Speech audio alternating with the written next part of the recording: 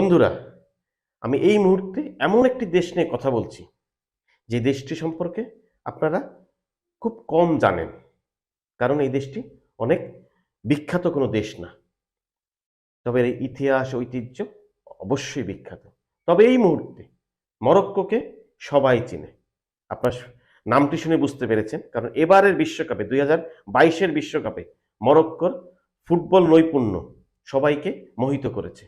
বন্ধুরা, আজকের এপিসোড সাজিয়েছি মরক্কো নিয়ে। চলুন দেখে আসি। মরক্কো ফরাসি উপনিবেশ থেকে স্বাধীনতা লাভ করে 1956 সালে। বাদশাহ দ্বিতীয় হাসান সিংহাসনে বসেন 1961 সালে এবং 1999 সাল পর্যন্ত শাসনকার্য চালান। 1999 সালে বাদশাহ ষষ্ঠ মোহাম্মদ ক্ষমতায় আসীন হন।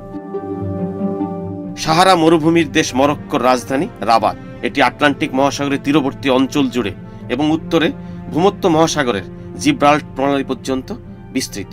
মরক্কোর পূর্বে আলজেরিয়া, উত্তরে ভূমধ্য সাগর ও স্পেন, পশ্চিমে আটলান্টিক মহাসাগর অবস্থিত। মরক্কোর মুদ্রার নাম মরক্কান দিরহাম। মরক্কো একটি চোখ জুড়ানো, মন মাতানো ঐতিহাসিক ও ঐতিহ্যমণ্ডিত আরব জনপদ। এতে বিন্দুমাত্র সন্দেহ নেই। এর ইতিহাস 600 বছরেরও পুরনো। ভৌগোলিক নৈকট্যের কারণে মরক্কোর ভাষা ও সংস্কৃতিতে ফরাসির চেয়ে স্প্যানিশ প্রভাব অনেক বেশি। মরক্কো কোনো তেল বা গ্যাস সমৃদ্ধ দেশ নয়, আবার খুব ধনীও নয়।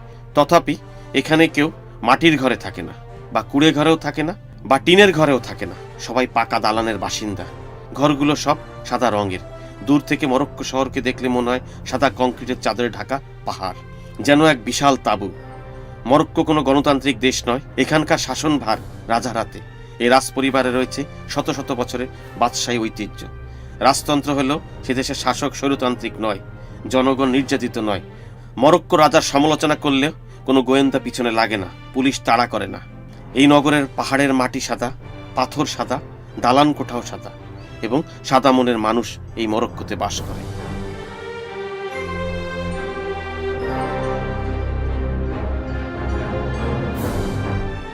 বন্ধুরা, এতক্ষণ আপনারা মরক্কোর ইতিহাস, ঐতিহ্য, তাদের সমাজ ব্যবস্থা, তাদের সামাজিক রীতিনীতি সবকিছু সম্পর্কে শুনলেন। কিন্তু একটি জিনিস খেয়াল করেছেন, মরক্কো হচ্ছে সাদা মাটি আর সাদা বাড়ির দেশ, এবং আমি বলবো সাদা মনের মানুষেরও দেশ। এই এপিসোডে আপনারা এই সাদা মনের মানুষের দেশটি দেখলেন। আপনাদের নিশ্চয়ই ভালো লেগেছে। ভবিষ্যতে নতুন কোনো বিষয় নিয়ে আপনাদের সামনে হাজির হব। ততক্ষণ পর্যন্ত আমাকে বিদায় জানাচ্ছি আপনাদের কাছ থেকে। আল্লাহ হাফেজ।